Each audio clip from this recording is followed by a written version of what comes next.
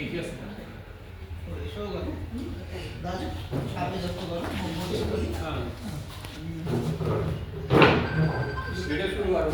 भइसक्यो अघि नै हजुर हजुर यो हाम्रो मानखिम निर्माण अभियान अन्तर्गत इलाम जिल्ला कार्य समिति मार्फत आएको दोस्रो किस्ता 85,611 रुपियाँ बराबरको चेक आज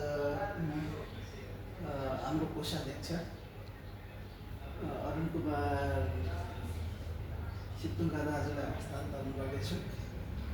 यसअघि 2081 असारमा इलाम जिल्लाबाटै इलामका हाम्रा वंशहरू शुभेच्छुहरूले पठाउनु भएको 1,92,815 रुपियाँ यसरी नै मैले हस्तान्तरण गर्न पाएको थिएँ।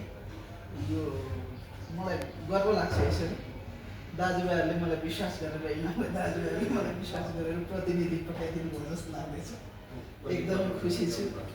अझै हाम्रा इलामका वंशहरूको छोरीचेलीहरूको आशीर्वाद प्राप्त भएर हाम्रो काठमाडौँ टेलिकम कार्य समितिलाई योभन्दा केही भन्नु छ। खास गरी इलाम जिल्ला कार्य समितिका अध्यक्ष दाई हरि सित्तुङका उहाँ केन्द्रीय सदस्य पनि हुन्छ।